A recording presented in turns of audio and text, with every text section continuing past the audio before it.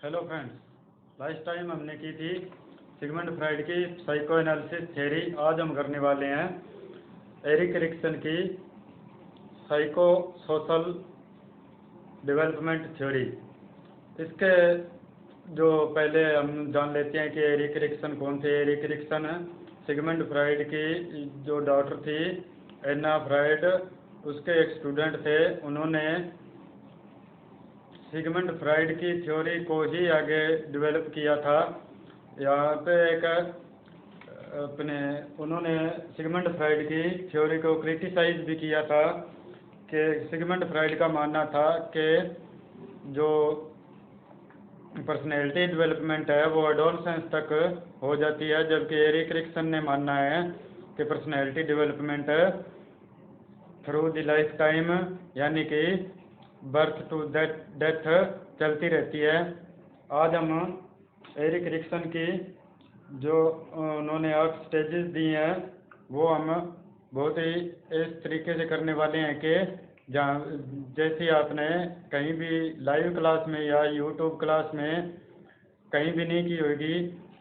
और उससे पहले वीडियो को शेयर कीजिए, लाइक कीजिए, सब्सक्राइब कीजिए अगर आप पहली बार देख रहे हैं।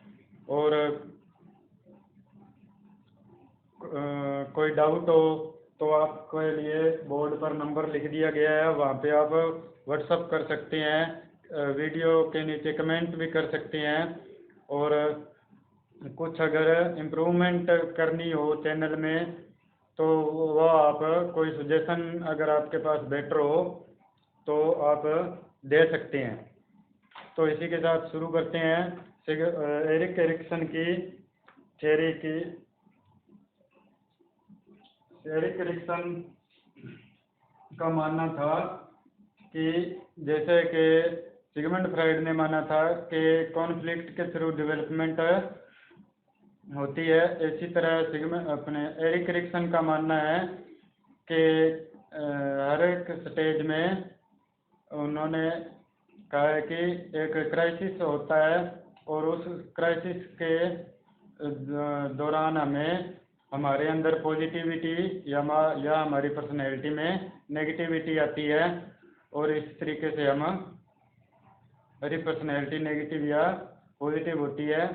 या दूसरे शब्दों में कहे तो हम समाज के लिए कुछ कर जाते हैं या फिर समाज के अंदर वैसे ही अपना जीवन पूरा कर लेते हैं और समाज को कोई खास देन नहीं दे पाते। तो यहाँ पे हम लिख लेते हैं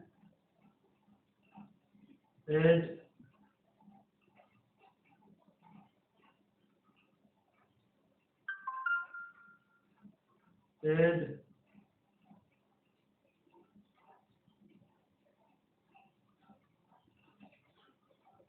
यहाँ पे उन्होंने बात की है कि हर स्टेज के अंदर हमारे अंदर एक वर्च्यू यानी गुण का डेवलपमेंट होता है, वो हम लिखेंगे। यहाँ पे लिख लेते हैं स्टेज, यहाँ पे लिख लेते हैं significant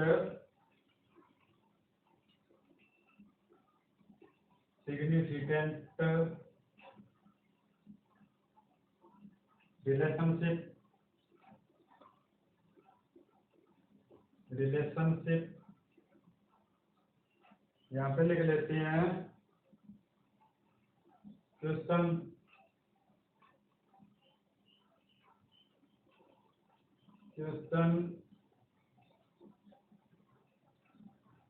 arises in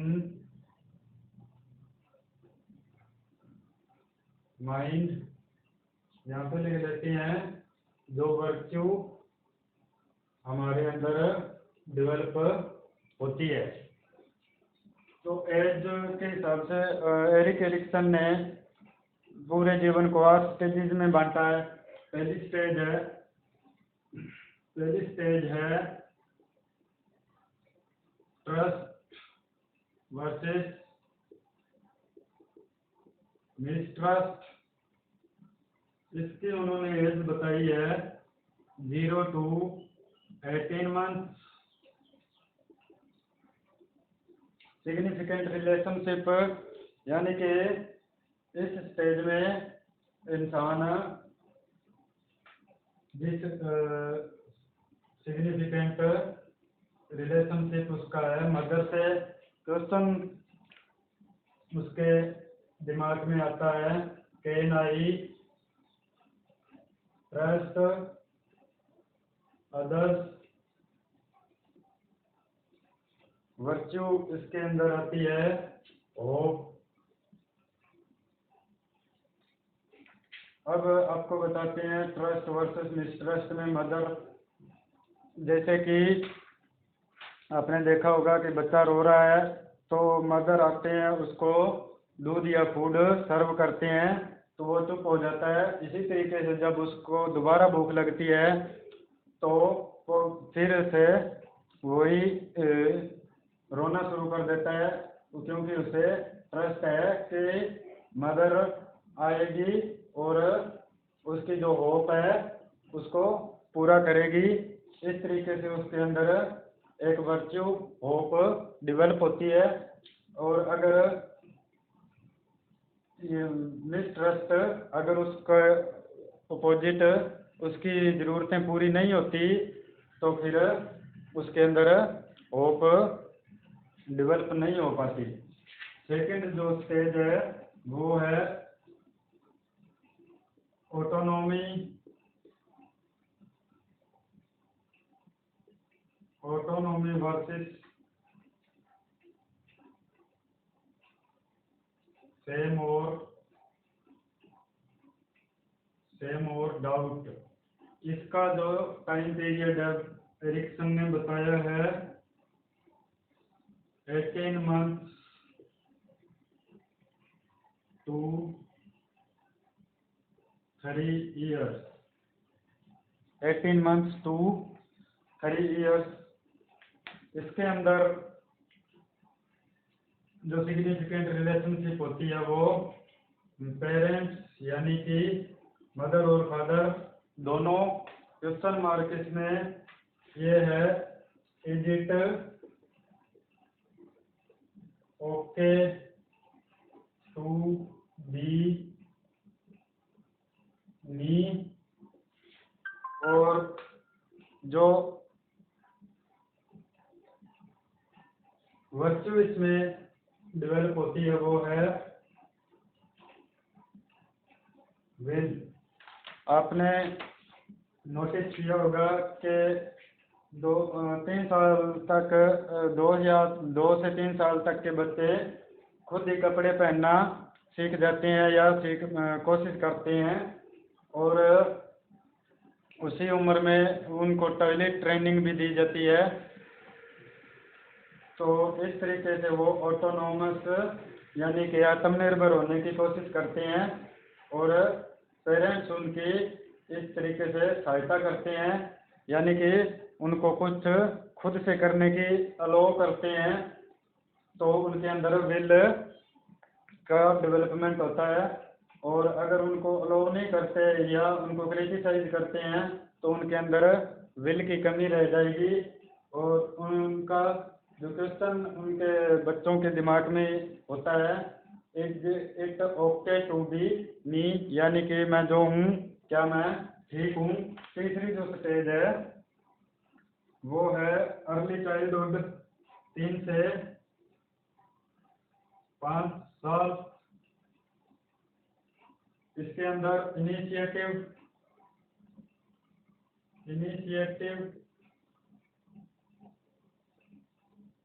versus guilt. Initiative versus guilt. इसके अंदर पूरी फैमिली पूरा रोल अदा करती है। इसका इस स्टेज में जो उसके दिमाग में चल रहा होता है वो है, is it okay to move, act और डू। इस स्टेज में जो वर्च्यू होती है वो है पर्पज डेवलपमेंट। पर्पज जो वर्च्यू है वो उसमें डेवलप होती है, यानी कि जैसे कि इस एज में बच्चा खुद से खिलौनों की मांग करने लगता है, खिलौनों से खेलने लगता है, खिलौना जो उसे पसंद है वो कहीं से भी घर में जाके ढूंढ के ले आता और खेलने लगता है। इस तरीके से उसको पर्पज मिल जाता है कि खिलौना कहाँ है, मैं उसको ढूंढूं और उससे खेलूं। सब पूरी फैमिली उसको सपोर्ट करती है, तो उसके अंदर ये वर्च्यू होती है और उसका पॉजिटिव डेवलपमेंट होता है। गिल्ट उसके अंदर तब पैदा होती है जब फैमिली उसको क्रिटिसाइज, फैमिली में grandfather, grand mother, grand parents, parents, बड़ा भाई वगैरह वगैरह सभी आ जाते हैं। तो फिर अगर वो उसको क्रिटिसाइज करेंगे तो फिर उसका डेवलपमेंट पे, पर्सनैलिटी डेवलपमेंट पे असर नेगेटिव पड़ेगा।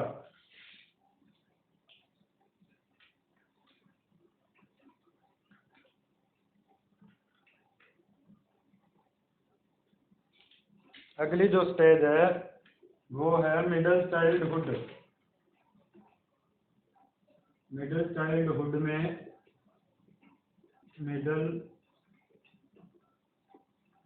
चाइल्डहुड जिसमें ये स्टेज है industry versus inferiority. Industry versus inferiority. Significant relationship इसमें अहम रोल अदा करते हैं नेबर्स,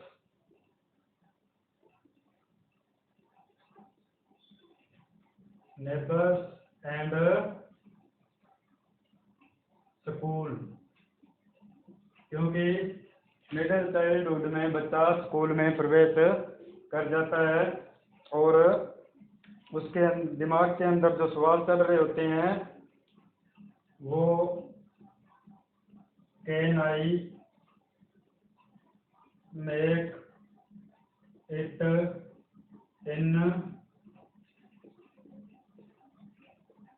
सोसाइटी, और जो उसके अंदर वर्च्यू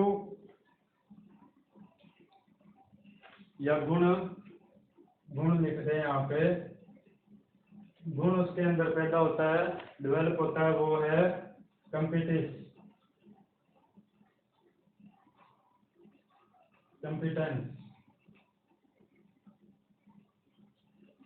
कंपिटेंस की भावना उसके अंदर, प्रतियोगिता की भावना पैदा होती है जब वो स्कूल में जाता है या अड़ोस पड़ोस के बच्चों के साथ खेलना शुरू कर देता है।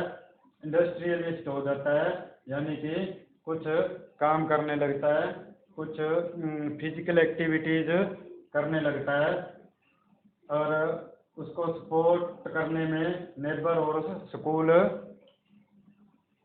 की अहम भूमिका होती है। अगर उसको सही से सपोर्ट नहीं मिलती तो उसमें इन्फीरियरिटी कॉम्प्लेक्स आ जाते हैं और वो खुद से ये सवाल पूछता है कि can I make it in society, के मैं क्या वो कर सकता हूँ जो दूसरे बच्चे कर रहे हैं। अगली स्टेज इसकी है adolescence.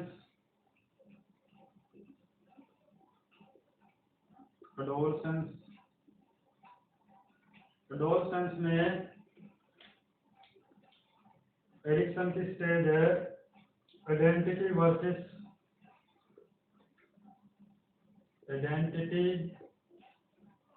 Versus role confusion. Identity versus role confusion, इसके अंदर अहम रोल निभाते हैं पीयर्स एंड रोल मॉडल। इस उम्र में बच्चे के दिमाग में क्वेश्चन होता है who am I and who can I be। इस उम्र के अंदर एक गुण पैदा होता है, वो है फिडेलिटी। हिंदी में लिखूं तो वफादारी।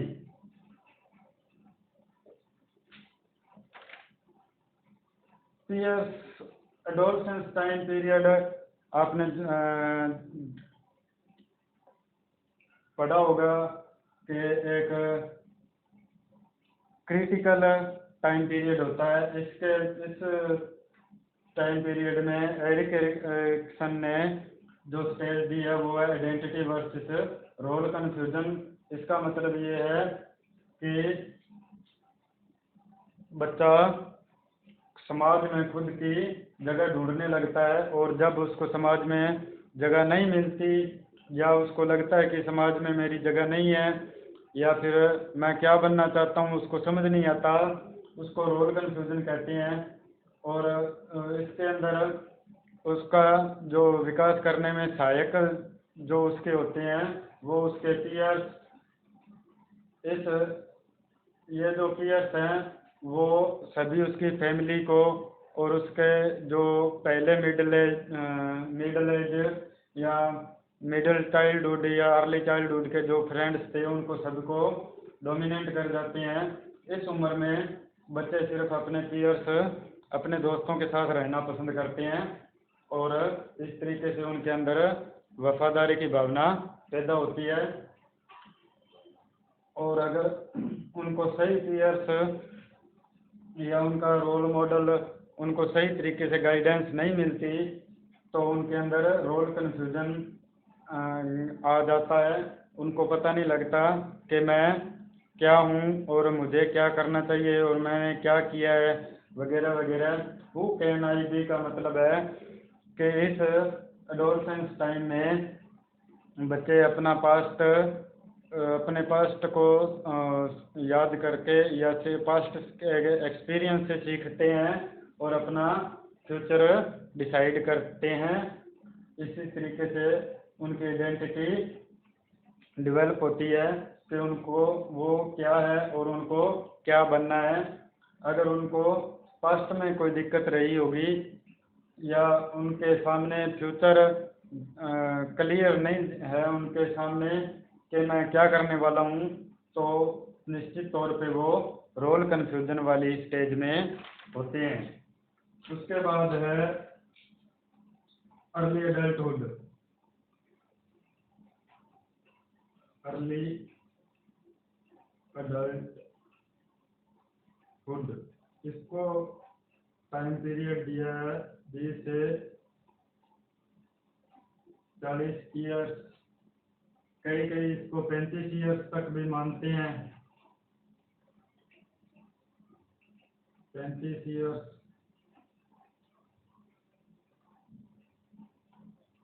यहाँ पे जो है स्टेज इंटीमेसी वर्सेस आइसोलेशन। यहाँ पे जो रोल प्ले करते हैं वो उनके होते हैं पार्टनर्स या फ्रेंड्स। और यहाँ पे जो मेन क्वेश्चन अराइज होता है वो कैन आई लव और बी लव्ड। यहाँ से जो वर्च्यू डेवलप होती है वो है लव। अर्ली एडल्टहुड को 20 से 35 साल या 40 साल तक माना जाता है। Intimacy versus isolation stage Erik Erikson ने दी है, और इसमें जो सिग्निफिकेंट रिलेशनशिप होती है वो उसका पार्टनर जैसे पति पत्नी हो गए, और फ्रेंड्स जो क्लोज फ्रेंड्स बन जाते होते हैं। और इसके इस एज में उनके दिमाग में जो क्राइसिस होता है वो ये है कि कैन आई लव और बी लव्ड, ये यानी कि क्या मैं प्यार कर सकता हूँ या कोई मुझे प्यार करने के मैं काबिल हूँ या नहीं हूँ। इस तरीके से उसके अंदर प्यार की भावना का विकास होता है, और इस तरीके से वो इंटीमेट रिलेशनशिप में या रोमांटिक रिलेशंस में आगे बढ़ते हैं। या और अगर उस तरीके से उसको सही प्यार या नहीं मिलता साथ, तो फिर वो आइसोलेशन की तरफ बढ़ जाते हैं।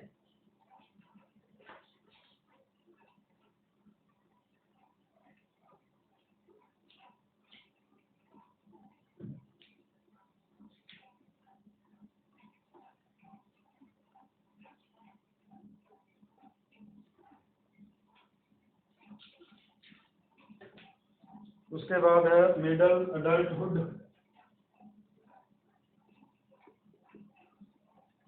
मिडल अडल्टहुड मिडल अडल्टहुड को माना है 40 से 65 ईयर्स तक।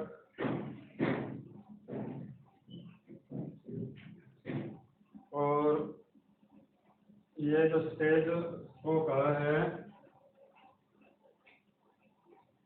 Generativity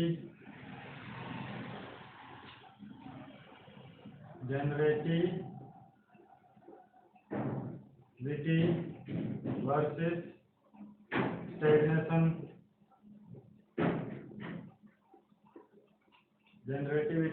stagnation.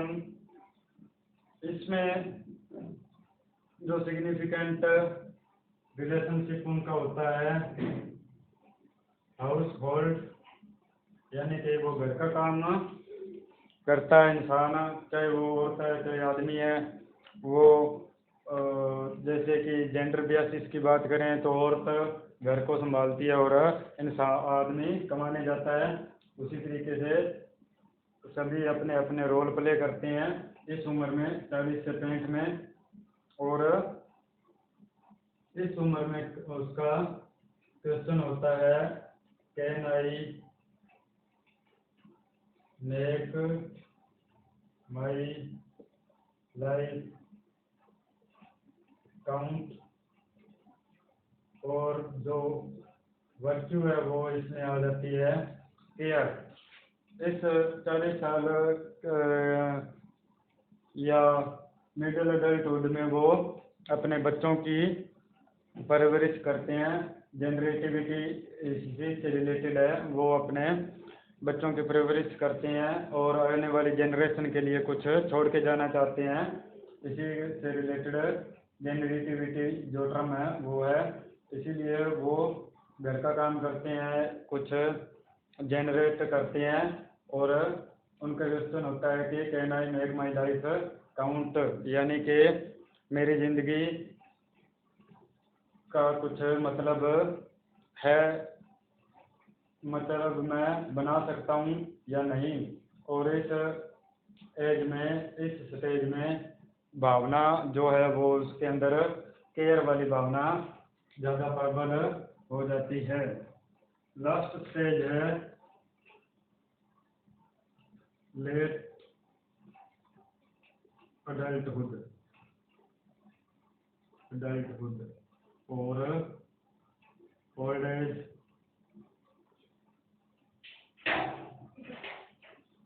ये है 65+।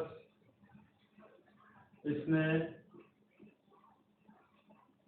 Ego integrity versus despair.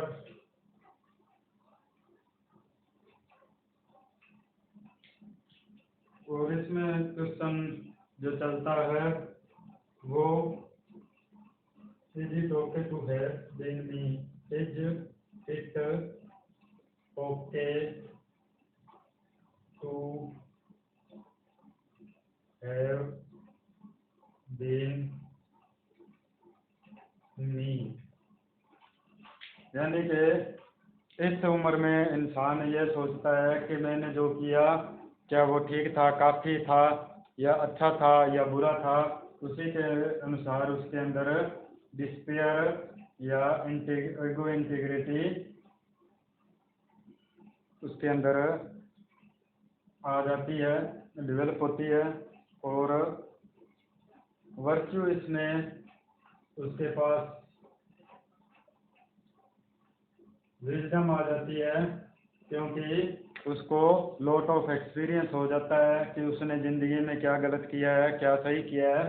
इस तरीके से एरिक एरिक्सन की 8 स्टेजेस है। 8 स्टेजेस के आपको एग्ज़ाम के लिए इनकी जो है एज टाइम और स्टेजेस के नाम पक्के याद करने हैं, क्योंकि एग्ज़ाम्स में बहुत बार इनका एज टाइम, एज पीरियड और stage, name of the stage पूछ लिया जाता है। तो आज के लिए बस इतना ही करेंगे। Thank you.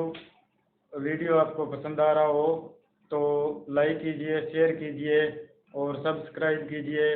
जितना हो सके उतना सपोर्ट कीजिए। आपको बहुत बढ़िया यहाँ पे साइकोलॉजी और एसएसटी पंजाबी और इंग्लिश के नोट्स और यहाँ पे वीडियोस मिलने वाले हैं। Thank you. Well, have a nice day, stay blessed, safe and smiling.